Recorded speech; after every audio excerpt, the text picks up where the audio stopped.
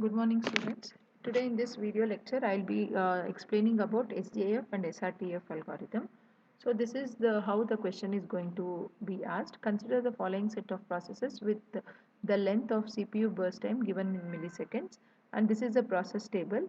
We need to write the Gantt chart and calculate the average waiting time and average turnaround time for SJF and Srtf algorithms. Okay. So first and the foremost thing, we shall just see the definition of SJF. SJF stands for shortest job first or shortest job next, which means that it is a scheduling policy that selects the waiting process with the smallest execution time to execute the next process. I mean to say that whichever process is having least burst time, that process will be executed first. Okay. So the first and the foremost thing, you know that we need to write the Gantt chart for the given problem. Okay. So the first step is how to write the Gantt chart. Whenever I need to write the Gantt chart, we know that the CPU time will always start with 0 milliseconds. So from the table, we can just observe that when time is 0, arrival time is nothing but at the time when the process is arriving. Okay. So when time is 0, process P1 has come into picture. Okay. So the first process to be executed will be process P1. Process P1. Okay. With how many milliseconds? 10 milliseconds. 10 milliseconds. Okay. Next process will be, we shall just see which are the next processes to execute. Now, as the name suggests, shortest job first, we need to check which process is having least amount of time to execute. So as you can see, we have process P4 with the least amount of time. So the next process to be executed will be process P4. Process P4 for how many milliseconds? 2 milliseconds. So 10 plus 2, it will be equal to 12 milliseconds. Okay. Next, if we just compare, we have completed with process P1, process P4. Remaining, we have process P2 and P3. As we can see, the burst time for process P2 is 4 milliseconds. Okay. So the next least burst time is for process P2 with 4 milliseconds. 12 plus 14, it is nothing but equivalent to 16. Okay, this has also completed. So the remaining process to be executed is process P3. Process P3 with how many milliseconds? With 13 milliseconds. So 16 plus 13 will be equal to 29 milliseconds. Okay. So now what we shall see is how to calculate the or how to see the completion time for each and every process. Now if you just see the completion process for process P1, the completion process for process P1 is 10 milliseconds. Okay. So I'll just write here for your understanding. Completion time for process P1 is nothing but equal to 10 milliseconds. Next for process P2, it is not 12, it is process P2. If you check here, it is 16 milliseconds when it has completed its execution. Next for process P3, the completion time is 29 milliseconds. Okay. Next for process P4, the completion time is 12 milliseconds. 12 milliseconds. So based on this rough idea, I hope you can apply the formula for calculating the waiting time and turnaround time, and you can complete the execution or complete the solving your problem. Okay. Next, we shall see what do we mean by shortest remaining time first scheduling algorithm. Okay, as the name suggests, shortest remaining time first. Okay, it is a preemptive version of SJF. Okay, in this scheduling algorithm, what we are going to do is the process with the smallest amount of time remaining is important terminology to understand. Okay, I repeat, the process with the smallest amount of time remaining until completion is selected to execute means that whichever process is having shortest time to execute, that process is going to execute first. Okay. So here also the first and the foremost thing what we need to write is we need to write the Gantt chart. Okay. So you know that Gantt chart is going to start with 0 milliseconds. Okay. So when time is 0, I have process P1 coming into picture. Okay, so I will write the first process as process P1. P1, okay, it is going to come into CPU to execute. Now, the burst time of process P1 is 10 milliseconds. Okay, I cannot give the complete 10 milliseconds for process P1. Why? Because the name suggests, or the algorithm what we are trying to implement here tells that whichever job is having shortest time, that needs to be executed. Okay, so here I can ask this process P1 to execute till the next process comes into picture. So here I can see when time is 1, the next process is coming into the queue. So I can just ask process P1 to execute for 1 millisecond. Okay.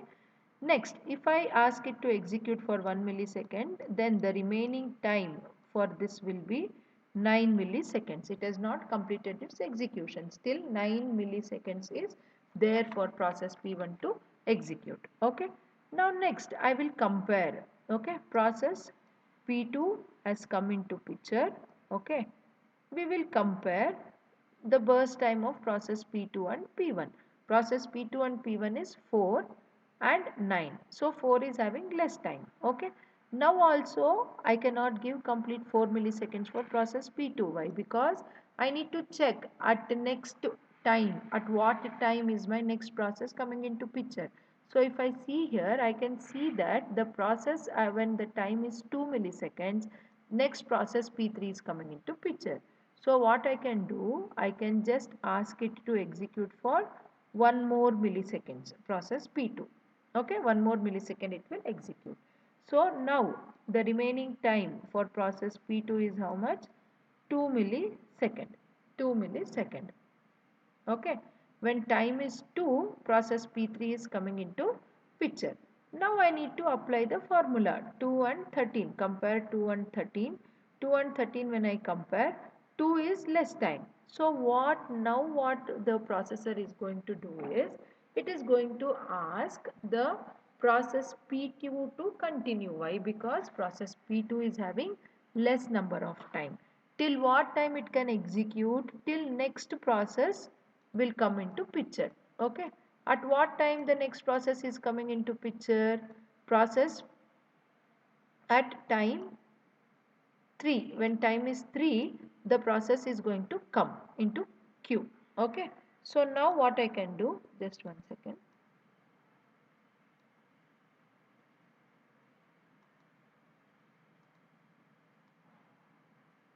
So now what I can do, next 1 minute I need to give this execution.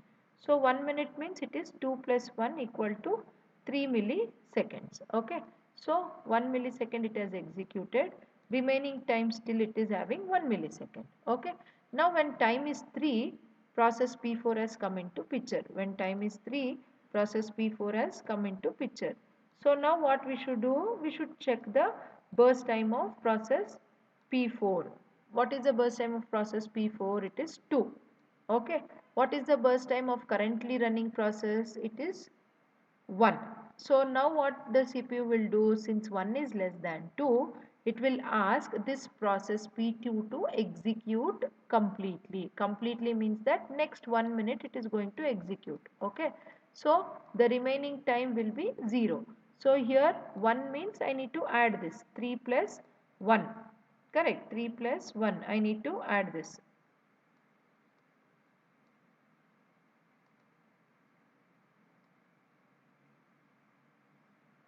Okay.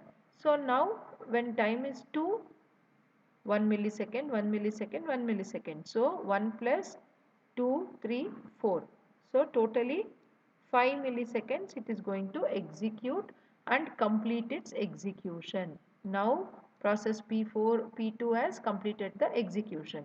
Meanwhile, we already have process P1, process P3 and process P4 inside our ready queue. Now we need to compare the values. Now if I just compare the values, P4 is having least amount of time. So what I can do, I can ask process P4 to execute. P4 with 2 milliseconds. So 5 plus 2, it is nothing but equal to 7 milliseconds. Next, this has also completed its execution. So remaining is process P1 and P3. If I just compare the values here, 13 and 9, 9 is the least amount of time. So process P1 will execute, okay, for how many milliseconds? For 9 milliseconds. That means that 7 plus 9, it is nothing but equal to 16 milliseconds. Next, this has also completed its execution. Only remaining process is process P3. So process P3, it is going to execute for how many milliseconds? 16 plus 30 is nothing but 29 milliseconds. 29 milliseconds. Okay. Now if you just observe the completion time. The completion time for process P1, P2, P3, if you just observe completion time for process P1. P1 has not completed here. If we observe, P1 has completed its execution here. That is 16 milliseconds. 16 milliseconds. Okay. Next, similarly for process P2. For process P2, it is 5 milliseconds. 5 milliseconds. Next, for process P3, it is nothing but equal to 29 milliseconds. 29 milliseconds. Next, for process P4, it is nothing but equal to 7 milliseconds. 7 milliseconds. Okay. This is the completion time. So based on this completion time, you can calculate the waiting time. Waiting time. So now if we want to see the waiting time, okay, for all the processes, okay, so for waiting time for process P1 is nothing but 6 milliseconds. For process P2 it is 0 milliseconds based on the formula you apply. Okay. And for process P3 it is 14 milliseconds, P4 2 milliseconds. Similarly, the turnaround time is nothing but for process P1 it is 16 milliseconds, P2 4 milliseconds, P3 27 milliseconds, P4 4 milliseconds. Okay, I hope this is clear to you. Okay, moving forward with one more example. Okay, moving forward with one more example for SRTF. This is again for SRTF only. Okay, SRTF. Okay, so for SRTF now we shall just see how to write the Gantt chart. How to write the Gantt chart for SRTF algorithm. Okay, so again here same old concept, 0 millisecond. Okay, if I take starting from 0 millisecond, at time 0 process P1 has come into picture. Process P1 has come into picture. So how many millisecond it will execute? It will execute for only 1 millisecond. Why? Because when time is 1, process P2 is coming into picture. So when time is 1, process P2 is coming into picture. So 1 minute it has executed and remaining time for process P1 is 6 milliseconds. 6 milliseconds. Okay.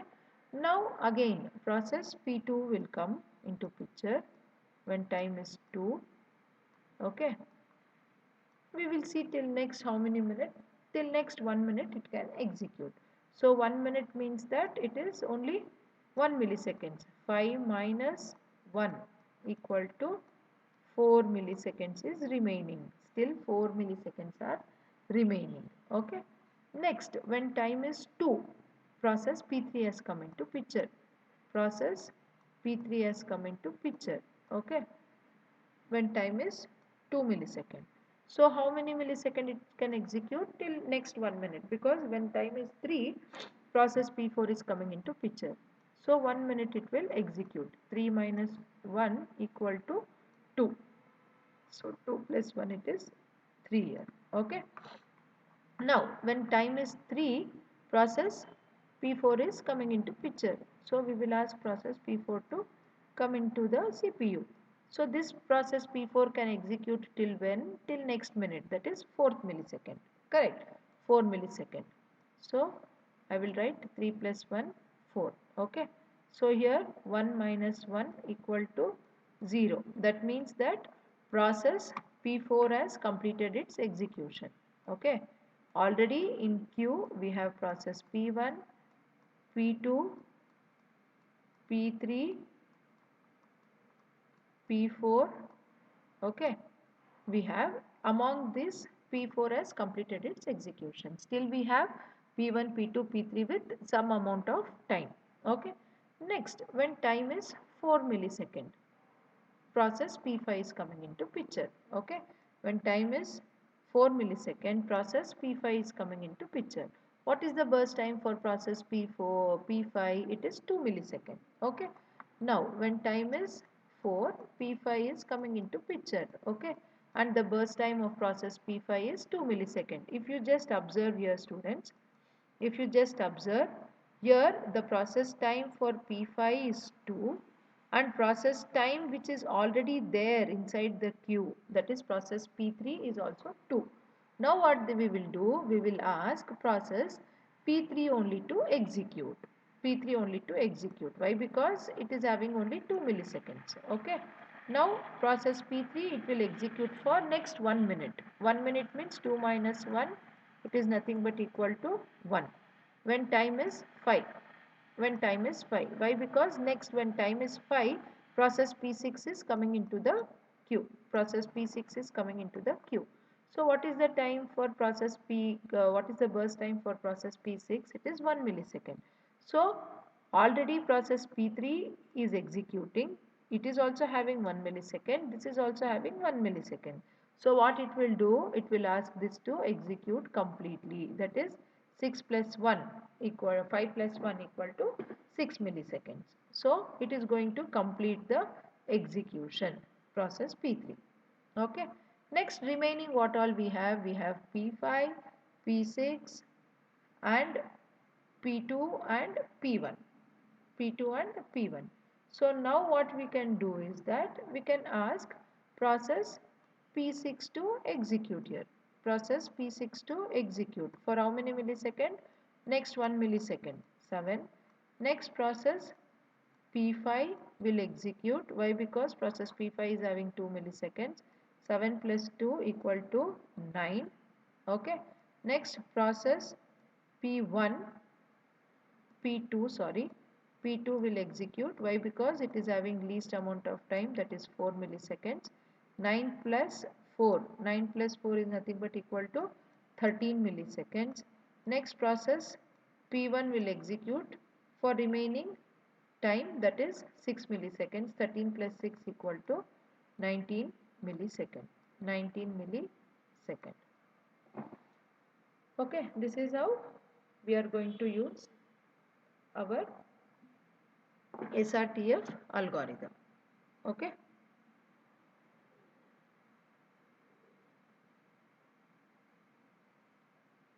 I hope with this explanation you have some clarity on how to execute your Srtf algorithm. Okay. Now if we want to check the completion time, okay, completion time of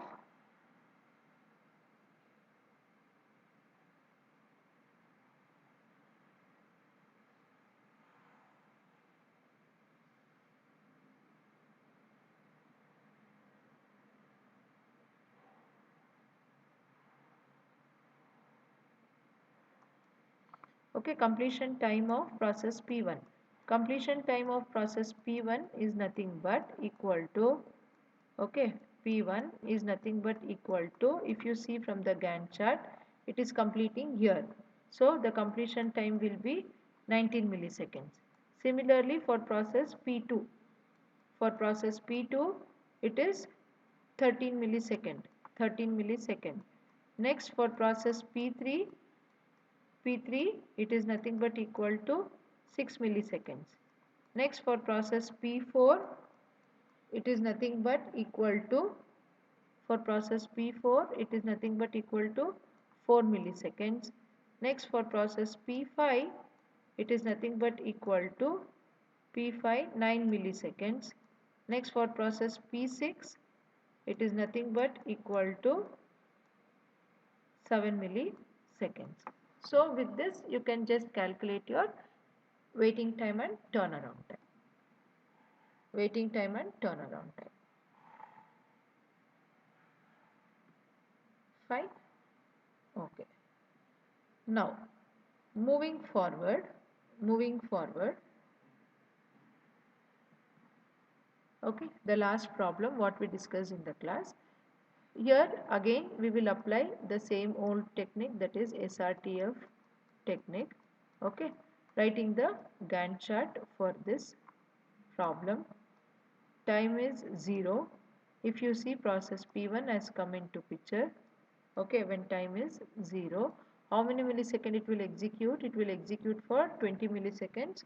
No, it cannot execute for 20 milliseconds. Why? Because I can see here when time is 15, process P2 is coming into picture. So I will just ask it to execute for 15 milliseconds. So if I ask it to execute for 15 milliseconds, then 20 minus 15, how much it is remaining? 5 milliseconds are remaining. Now I will see when time is 15. When time is 15, okay, process P2 came into picture. But what is the burst time of process P2? It is 25 milliseconds. Already in the ready queue, already in my queue, I have process P1 executing. So what is the remaining time for process P1? It is 5 milliseconds. So when I apply shortest remaining time first, the process P1 will get some more time, that is it will get another 5 millisecond to execute. Okay, so it is going to complete its execution. Okay, you can either write like this, or or directly you can write like this also. Directly in the Gantt chart you can write like this also. P1 starting from 0, 15 plus 5, total 20 milliseconds it is going to execute. Okay, next, after that, when time is 15 milliseconds, process P2 has come into picture.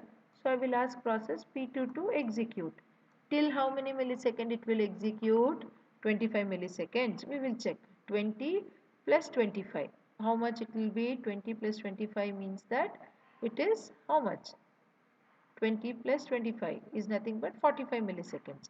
But within 45 milliseconds, I have process P3 and P4 coming into picture. Within 45 milliseconds, I have process P3 and process P4 coming into picture. So I cannot ask it to execute for next 25 milliseconds. I can just ask it to execute for next how many milliseconds? When time is 30. When time is 30 means how many milliseconds it will execute? It will execute only for 15 milliseconds. 15 milliseconds. Why? Because 20 20 plus, sorry, 10 milliseconds it is going to execute. 10 milliseconds. So the remaining time for process P2 will be 25 minus 10. 15 will be the remaining time. So it is going to execute only for 30 milliseconds. When time is 30, process P3 is coming into picture. It is going to again apply your SJF algorithm. Okay. Now this has completed its execution. Now I have only P2 and P3 to execute. P2 is having 15 milliseconds, P3 is having 10 milliseconds. So the CPU will tell P3 only to execute for next 10 milliseconds. That is 30 plus 10, it is nothing but 40. When time is 40, any processors are coming? No, no processors are there. Okay. So next what we can do, we can ask this process P2 to execute. Why? Because still time is not 45 for this process P4 to come into picture. So it will execute for next 15 milliseconds. Next 15 milliseconds means it will be how many? It will become 55 milliseconds. But I know that when time is 45, that is after next 5 milliseconds, process P4 will come into picture. So next 5 milliseconds, if I ask this process P2 to execute, the remaining time of process P2 will be 10.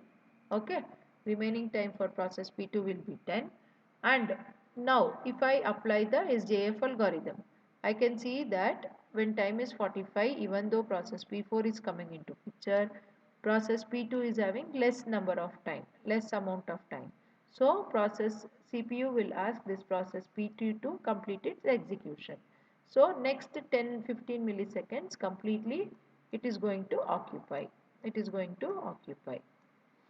Next after that the remaining is process P4. Process P4 for next 15 milliseconds it is going to execute. It is going to execute.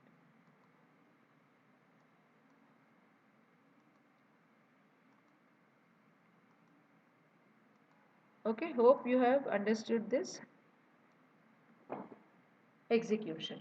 Okay, now if I want to write the completion time, if I want to write the completion time for process P1, P1 it is 20 milliseconds. You can see here only for process P1, completion time is 20 milliseconds. Okay, for process P2 it is 55 milliseconds. For process P3 it is 40 milliseconds, and for process P4 it is 70 milliseconds. 70 milliseconds.